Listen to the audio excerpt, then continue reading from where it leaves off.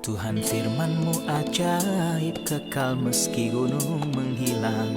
Tiada huruf yang gagal, tak terpatahkan siasat.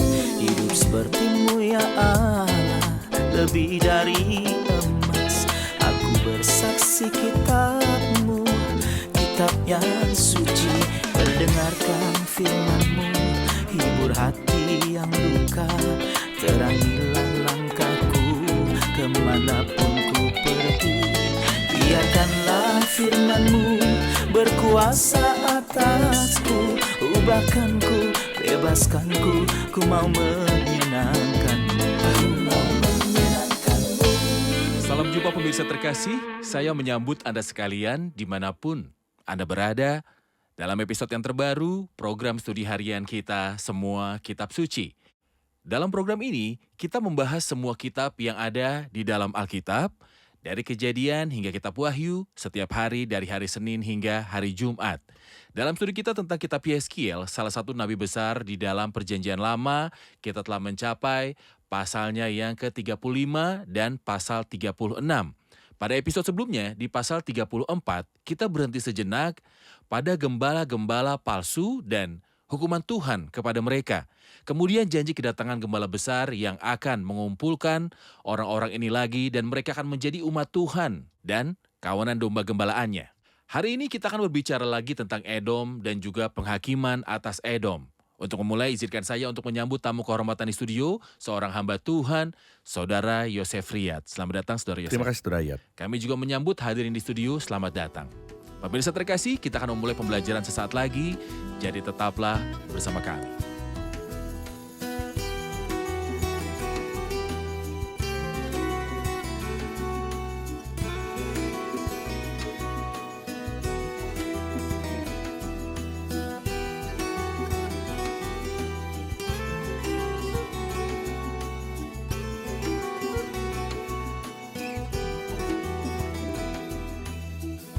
Berjumpa lagi Saudara Yosef. Terima kasih. Kita telah sampai di pasal 35 dan pasal 36. Dan sebelum kita memulai ke pasal 35, masih ada yang tersisa di pasal 34 yang Anda sebutkan bahwa ini adalah waktu pemulihan umat dengan berkat di masa depan setelah mereka terpecah-pecah akibat pengabaian oleh para gembala palsu. Dan Anda mengatakan bahwa janji kedatangan Daud dalam ayat 24, Aku Tuhan akan menjadi Allah mereka serta hambaku Daud menjadi raja di tengah-tengah mereka. Kata-kata ini tidak dapat merujuk pada Daud secara historis karena dia tidak dapat kembali lagi, juga bukan tentang Kristus. Lalu tentang siapa? Kami ingin tahu secara spesifik. Seseorang akan datang di masa depan setelah pengangkatan gereja ketika Kristus mendirikan kerajaannya. Seseorang akan datang dari rumah Daud tetapi bukan Daud secara harfiah. Dia akan mewakili Daud yang dipilih oleh Tuhan dan yang Kristus anak Daud yang sejati datang sebagai keturunannya. Namun orang ini seperti yang saya sebutkan sebelumnya, saya menegaskan dia bukanlah Kristus. Karena dia akan persembahkan korban penghapus dosa untuk dirinya sendiri dan jauh dari kenyataan bahwa Kristus akan persembahkan korban penghapus dosa untuk dirinya sendiri. Saya pikir Ibrani 7 jelas bahwa mustahil bagi dia untuk persembahkan korban untuk dirinya sendiri karena dia telah mempersembahkan dirinya sendiri. Kita menemukan ayat ini di Yeskiel 45. Kita akan merenungkannya sebentar lagi ketika kita sampai di sana. Dalam Yeskiel 45 ayat 22, pada hari itu raja harus mengolah lembu jantan sebagai korban penghapus dosa. Karena dirinya dan karena seluruh penduduk negeri. Anda tahu, jika dia mengatakan korban bakaran itu bisa diterima. Namun karena dia mempersembahkan korban penghapus dosa untuk dirinya sendiri dan untuk bangsa ini mengkonfirmasikan bahwa dia bukan Kristus. Karena tidak mungkin Kristus memiliki dosa yang memerlukan korban penghapus dosa. Jauh dari kenyataan itu. Oleh karena itu, dia berasal dari rumah Daud. Kami tidak tahu siapa dia karena waktunya belum tiba. Tetapi setelah pengangkatan gereja, bangsa ini akan melewati masa kesesaran besar. Sisa yang saleh akan muncul. Salah satu dari mereka yang berasal dari rumah Daud akan menjadi pangeran yang akan mewakili Kristus. Benar. Karena Kristus akan berada di surga dan di bumi. Jadi selama ketidakhadirannya, pangeran ini akan mewakili Kristus dan dia disebut di sini Daud hambaku. Dia akan bekerja di bawah kekuasaan Kristus Sang Raja pada waktu Baiklah. kerajaan milenium. Tepat. Baik. Mari kita masuk ke pasal 35 dan saya ingin bertanya tentang subjeknya. Apa subjek dari pasal 35? Subjek dari pasal 35 adalah nubuat terhadap Edom. Siapa itu Edom? Dia adalah Esau. Siapa Esau? Adik Yakub. Kita membaca tentang sejarah Edom, Esau dalam kitab pertama di Alkitab. Kitab terakhir dalam Perjanjian Lama berbicara tentang kebencian Tuhan terhadap Edom, Esau. Jadi dalam pasal 27 atau bahkan sebelumnya dalam pasal 25, 26, dan 27, kita melihat sejarah Edom yang tidak terhormat. Dia meremehkan pemberian Tuhan, perkara-perkara Tuhan dianggap rendah di matanya. Sepiring kacang merah yang dimasak lebih penting baginya daripada segala yang kamu katakan. Kenikmatan satu hari lebih baik daripada surga. Surga apa? Apakah ada yang pernah melihat surga? Tetapi untuk hidup di sini dalam dosa semalam lebih baik. Inilah Edom dan prinsipnya. Ketika kita sampai pada kitab terakhir dalam Perjanjian Lama, yaitu Maleakhi pasal 1, dikatakan, namun aku mengasihi Yakub, tetapi membenci Esau. Saya teringat sebuah cerita yang terjadi dengan Spurgeon, seorang pendeta Inggris yang terkenal. Seorang wanita datang kepadanya dengan sangat kesal. Mengapa Tuhan mengasihi Yakub dan membenci Esau? Dia bertanya kepadanya, mengapa kamu kesal? Bagian mana dari ayat tersebut yang membuatmu kesal? Dia menjawab, aku membenci Esau. Dia berkata kepadanya, tidak, ini tidak mencikirkan sama sekali. Dan aku punya satu penjelasan mengapa Tuhan membenci Esau karena ada banyak alasan untuk itu. Yang membingungkan saya adalah mengapa dia mencintai Yakub. Tidak ada alasan, inilah fakta. Bahwa semua orang yang akan masuk surga diselamatkan oleh kasih karunia. Dan mereka tidak memiliki jasa apapun. Dan mereka yang akan masuk neraka memang pantas mendapatkannya. Bagus sekali bahwa Anda menyebutkan bahwa ayat ini disebutkan dalam Maleakhi 1, kitab terakhir yang ada dalam Perjanjian Lama, untuk menegaskan bahwa setelah sejarah Esau terbukti, Tuhan tidak mengatakan sesuatu sebelumnya. Tetapi setelah sejarah membuktikan dan Esau sudah membuktikan selama bertahun-tahun bahwa dia adalah seseorang yang dengan segala perbuatannya dibenci oleh Tuhan. Saudara Yosef, saya perlu mengetahui hukuman terhadap Edom. Bagaimana hal itu bisa terjadi secara historis. Jadi, kita telah menyentuh sebelumnya tentang hukuman terhadap Edom, kita perlu tahu bagaimana hal itu terjadi secara historis. Nah, secara historis itu terjadi melalui Nebukadnezar yang merupakan orang yang menghukum bangsa-bangsa. Dia musnahkan mereka sebenarnya. Ketika Anda membaca nubuat-nubuat, misalnya nubuat Yeremia, kamu akan menemukan bahwa banyak bangsa dihancurkan oleh Nebukadnezar. Namun mereka akan menerima berkat pada akhirnya seperti Ammon dan Moab, tetapi yang tidak akan menerima berkat apapun di masa depan adalah Edom. Dan jika Anda membaca ayat yang telah kita rujuk dalam Maleakhi pasal 1, Anda akan menemukan seolah Tuhan sedang mengawasi dia. Seperti yang dikatakan Alkitab, jika Edom berkata, ini ada di Maleakhi 1 ayat 4. Kami telah hancur tetapi kami akan membangun kembali reruntuhan itu. Nah, bukankah Tuhan menghancurkan kita? Kita akan bangun kembali reruntuhannya, maka beginilah firman Tuhan, semesta alam. Mereka boleh membangun tapi aku akan merobohkannya dan orang akan menyebutkannya daerah kefasikan dan bangsa yang kepadanya Tuhan murka sampai selama-lamanya.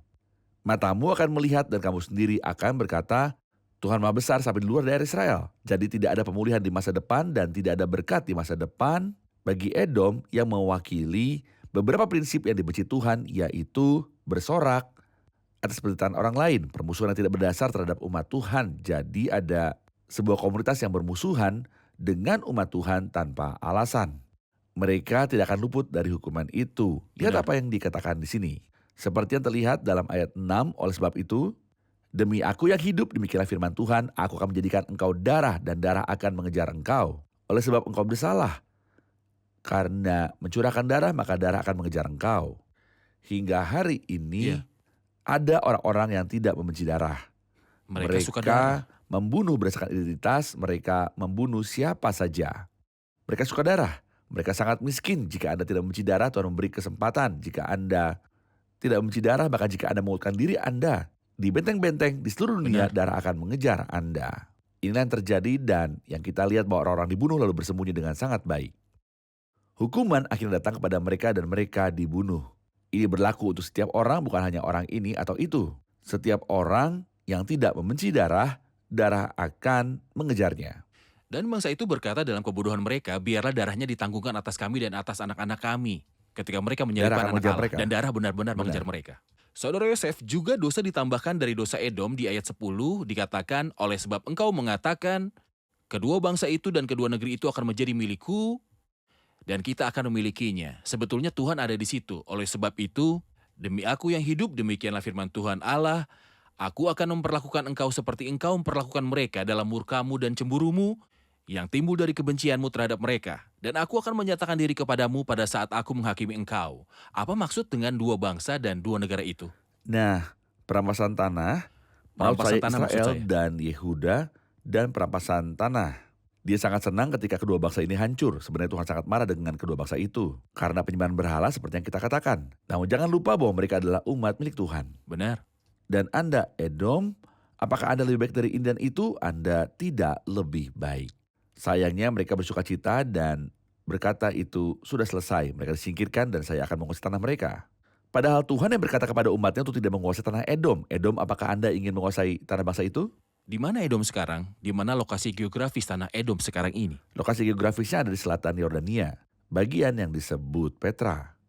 Inilah daerah yang dulu dihuni oleh Edom. Ini adalah celah-celah batu yang Tepat. dulu mereka gunakan untuk memperkuat diri. Baiklah. Kita akan saksikan laporan dan kembali untuk melanjutkan studi. Apa yang dikatakan Maleaki seringkali disalahpahami tentang kasih Tuhan kepada Yakub dan kebenciannya terhadap Esau. Memang benar bahwa Tuhan mengasihi Yakub sejak awal, tetapi Dia tidak mengucapkan kebencian terhadap Esau. Yang berarti Dia tidak sepenuhnya menyingkirkan Esau dari hidupnya. Jadi, ketika Alkitab mengatakan tentang Tuhan, "Aku membenci Esau," maka Tuhan menunggu hingga saat terakhir supaya Esau menunjukkan kenyataan dirinya. Kitab pertama dalam Alkitab yaitu Kitab Kejadian, menunjukkan pilihan Tuhan terhadap Yakub. Sementara kitab terakhir dalam Perjanjian Lama yaitu Kitab Maleaki, menceritakan tentang kebencian Tuhan terhadap Esau dan keturunannya. Dengan kata lain, Tuhan sangat sabar sampai karakter Esau dan keturunannya benar-benar sangat terlihat. Meski begitu, perilaku Esau terhadap Yakub bukanlah kejahatan yang membuat Esau pantas menerima sebuah hukuman. Namun, Esau adalah orang yang menghina Tuhan terlebih dahulu. Dia meremehkan segala sesuatu yang berhubungan dengan Tuhan, menolak dan menentang sebuah kasih karunia dan pengorbanan Tuhan. Pasal 36 ayat pertama, "Hai engkau anak manusia, bernubuatlah mengenai gunung-gunung Israel, dan katakanlah, hai gunung-gunung Israel, dengarlah firman Tuhan." Apa yang dimaksud dengan gunung Israel di sini? Apakah gunung itu mendengar? Saudara Yosef, dalam kata-kata pasal 36 ditujukan kepada pegunungan Israel. Mengapa? Ketika orang-orang tidak mendengar, Tuhan mengarahkan panggilannya kepada batu. Iya. Seolah Tuhan melihat bahwa manusia itu sulit mendengar. Mereka tidak mau mendengarkan. Dengarlah sungguh-sungguh tapi mengerti, jangan. Lalu dia mengarahkan perkataannya ke pegunungan Israel. Saat Anda membaca ayat pertama sampai ayat 21, Anda akan melihat kejahatan bahwa Tuhan disebutkan dalam kitab ini berkali-kali. Karena Tuhan tidak mentoleransi kejahatan dan dosa. Namun betapa menakjubkannya ketika kita mencapai ayat 22 dan seterusnya. Pasal 36 ayat 22. Pasal 36, ya. Jadi mari kita baca misalnya ayat 22. "Oleh karena itu katakanlah kepada kaum Israel, beginilah firman Tuhan Allah, bukan karena kamu aku bertindak, hai kaum Israel. Tetapi karena namaku yang kudus, kamu tidak pantas mendapatkan apapun, bahkan bukan hanya mereka, tidak ada seorang pun di tempat manapun di dunia berhak mendapatkan apapun."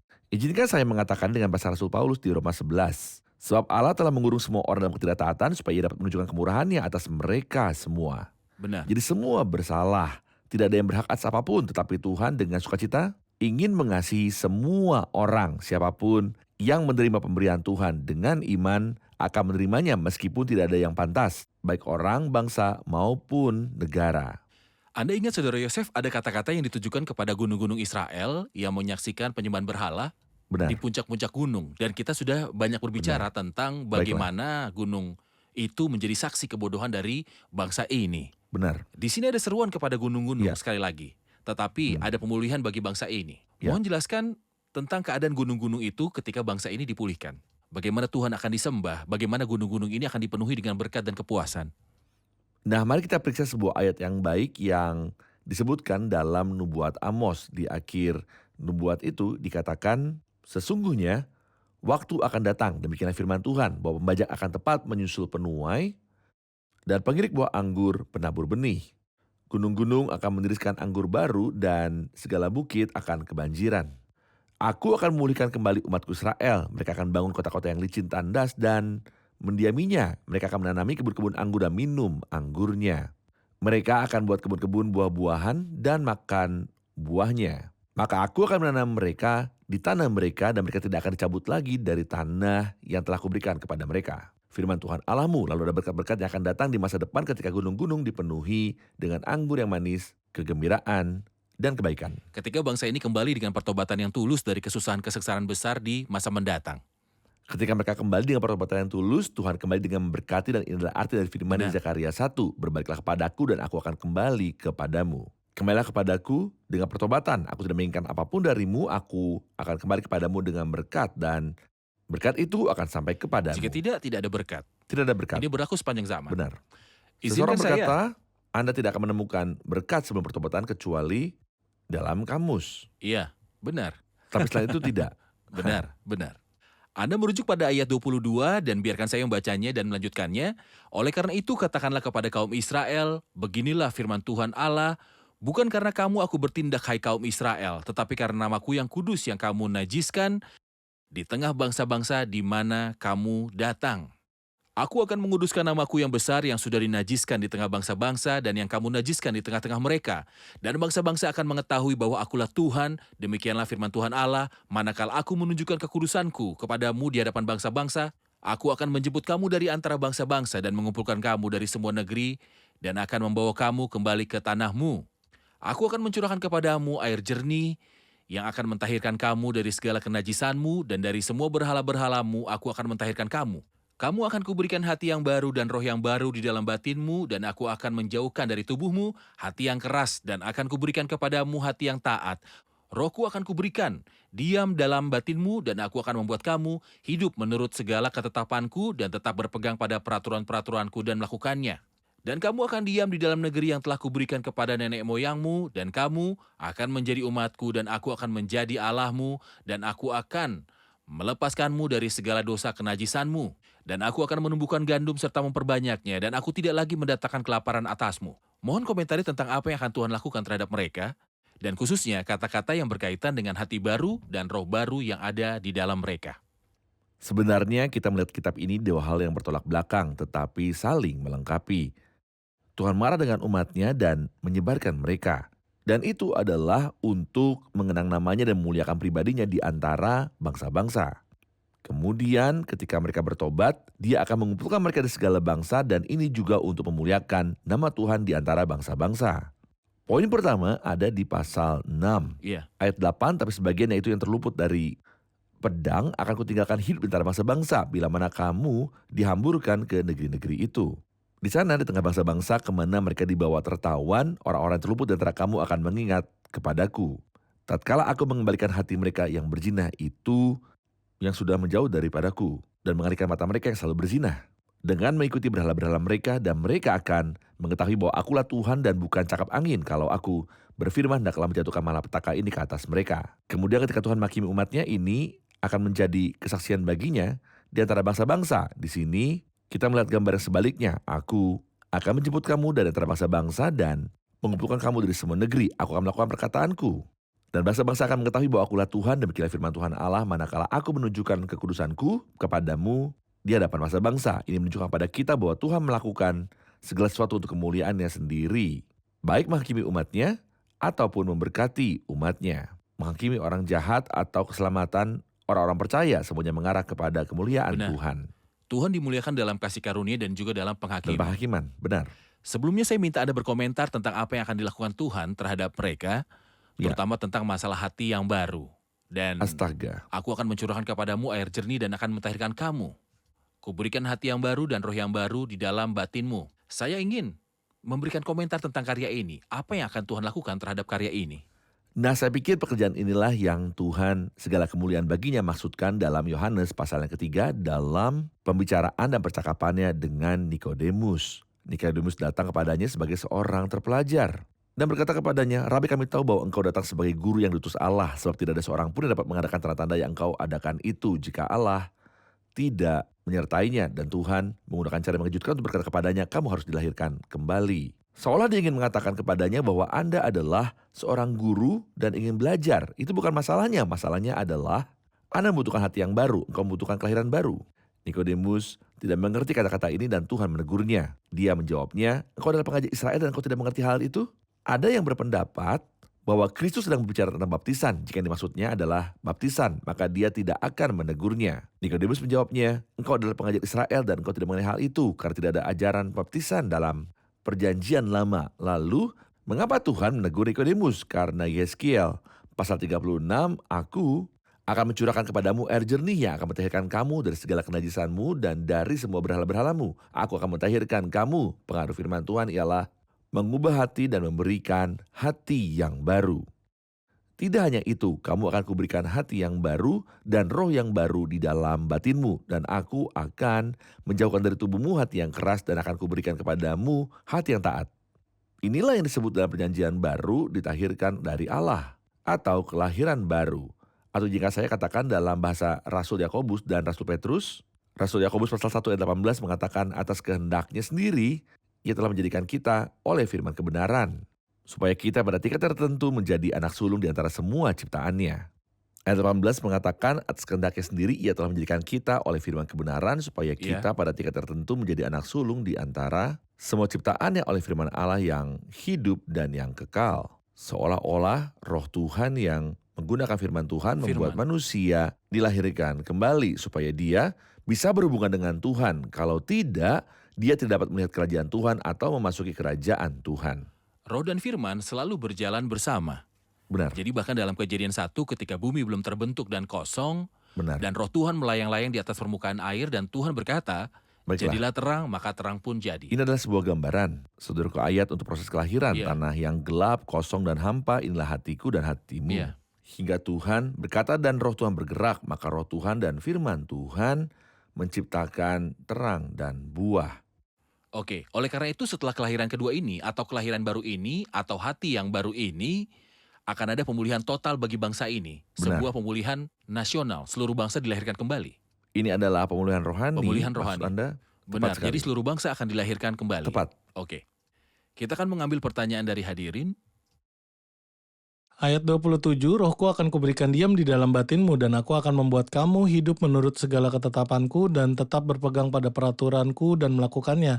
Apakah Roh Kudus yang dimaksud di sini dan bagaimana? Yang dimaksud dengan rohku akan kuberikan diam di dalam batinmu. Bagaimana roh bisa ada dalam mereka? Nah, ketika kita bandingkan apa yang tertulis dengan apa yang tertulis di kitab Yoel pasal 2, dia mengatakan seperti itu, kemudian daripada itu akan terjadi setelah kesengsaraan besar, bahwa aku akan mencurahkan rohku ke atas semua manusia. Ini adalah hujan deras yang terakhir. Jika kita mengatakan bahwa apa yang terjadi pada hari Pentakosta adalah hujan yang pertama, maka apa yang akan terjadi menurut Yoel pasal 2? Pada akhir kesengsaraan besar dan sebelum kerajaan 1000 tahun akan menjadi pencurahan yang terakhir. Lalu apa yang terjadi pada hari Pentakosta bukanlah pemenuhan yang lengkap Tidak. dari nubuat Yoel? Hanya pemenuhan sebagian, namun pemenuhan yang akhir akan terjadi di awal kerajaan 1000 tahun. Itu akan memiliki hasil yang besar. Jadi saya memperhatikan sebuah ayat yang datang sebelum dan setelah ayat-ayat ini. Kita lihat ayat 22, oleh karena itu katakanlah kepada kaum Israel, beginilah firman Tuhan Allah, bukan karena kamu aku bertindak, hai kaum Israel, tetapi karena namaku yang kudus yang kamu najiskan di tengah bangsa-bangsa. Di mana kamu datang? Kamu telah menodai nama suci itu dan aku akan memuliakan nama itu. Sekali lagi dari ayat 13, dan kamu akan teringat-ingat kepada kelakuanmu yang jahat dan perbuatan-perbuatanmu yang tidak baik, dan kamu akan merasa mual melihat dirimu sendiri karena kesalahan-kesalahan dan perbuatan-perbuatanmu yang keji. Bukan karena kamu aku bertindak, demikianlah firman Tuhan Allah, ketahuilah itu. Merasa maulah kamu dan biarlah kamu dipermalukan karena kelakuanmu. Saya melihat di dalamnya bukan hanya perkataan untuk Israel, tapi untuk setiap orang yang takut akan Tuhan, yang datang kepada Tuhan dan Tuhan mengampuni dosanya, dan dia merasa malu atas dirinya dan membenci dirinya sendiri. Sebenarnya saya pikir inilah permulaan ketika seorang membenci dirinya sendiri. Saya benci kebiasaan dan nafsu saya ketika saya mengenal Tuhan Yesus. Ini adalah gambaran yang luar biasa yang kita lihat dalam Yeskiel 36. Supaya tidak ada seorang pun dari penonton yang mengikuti kita mengatakan bahwa kita mengatakan hanya apa yang kita inginkan, kita mengatakan bahwa apa yang terjadi pada hari Pentakosta bukanlah pemenuhan lengkap dari nubuat Yoel. Dan ada pencurahan lain untuk Roh Kudus di masa depan. Apa bukti Alkitabiah yang mengkonfirmasi bahwa apa yang terjadi pada hari Pentakosta bukanlah pemenuhan yang lengkap? Nah, ketika dia mengatakan dalam Yoel 2, aku akan mencurahkan rohku kata semua manusia, apakah pencurahan pada hari Pentakosta terjadi pada semua manusia? Sama sekali Jadi tidak. sudah selesai. Baiklah, ada petunjuk lain, tetapi bukankah ini cukup? Aku akan mencurahkan rohku ke atas semua manusia. Ini tidak terjadi pada hari Pentakosta. Bahkan hingga hari ini, bahwa roh kudus dicurahkan ke atas segala manusia. Apakah itu tidak akan terjadi sama sekali? Itu Mengapa? akan terjadi. Itu akan terjadi. Akan terjadi. Akan terjadi. Benar. Pada saat itu seluruh bumi penuh dengan pengenalan akan Tuhan seperti air laut yang Baiklah. menutupi dasarnya. Baiklah. Terima kasih Saudara Yosef. Kita telah di akhir episode. Kita rangkum episode ini bersama Hadir.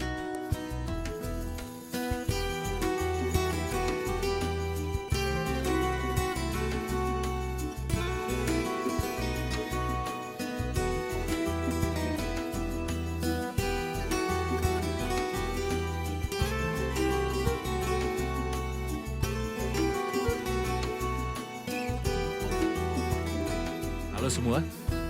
Pasal 35 membahas tentang penghakiman atas Edom, Gunung Seir. Adakah yang bisa mengingatkan apa masalah dari Edom, dosa mereka yang menyebabkan penghakiman itu? Kita sudah bahas di pasal 35 bahwa Edom merasa senang dan memiliki hati yang jahat ketika Israel dihukum. Mereka dipenuhi dengan iri hati, kesombongan, dan kejahatan. Mereka hidup dalam kenikmatan hari itu dan melupakan kebenaran firman. Oke. Dan mereka juga mau merampas tanah. Mereka ingin mengambil tanah dari Israel dan Yehuda. Bagaimana Saudara Yosef? Baiklah. Bukan hanya sifat tanah dan gunung yang akan berubah, tetapi orang-orang itu sendiri akan berubah. Dapatkah Anda mengingatkan kami apa perubahan yang akan dilakukan Tuhan pada umatnya agar mereka mendapatkan berkat kerajaan 1000 tahun? Dia akan memercikan air ke atas mereka untuk penyucian dan mereka akan memberikan mereka hati yang baru. Dia akan mencurahkan Roh Kudus atas mereka dan mereka akan menjadi besar. Umatnya benar-benar melakukan kehendaknya. Mereka akan berjalan dalam jalan-jalannya dan dia akan menjadi Tuhan dan Bapa bagi mereka. Oke, dan bumi akan penuh dengan pengetahuan Tuhan seperti air menutupi dasarnya. Ini adalah pencurahan Roh Kudus yang lain atau hujan yang terakhir yang akan dicurahkan atas semua orang yang kembali. Benar. Benar? Baiklah. Terima kasih Saudara Yosef, terima kasih semua, Tuhan memberkati. Pemirsa terkasih, kita telah belajar dalam episode hari ini tentang pasal 35 dan 36 dari nubuat Nabi Yeskiel.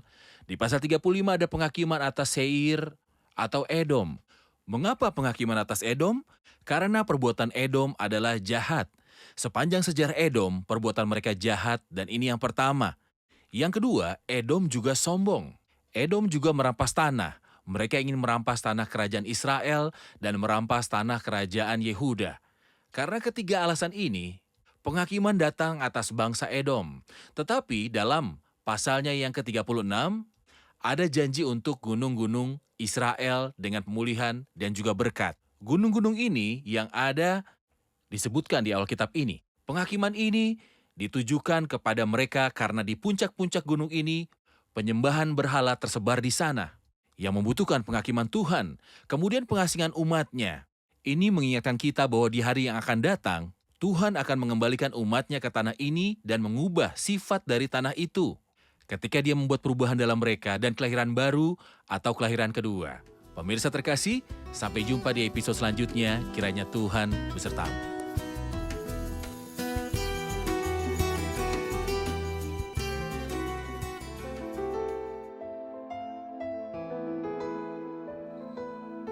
Tuhan firman-Mu ajaib, kekal meski gunung menghilang.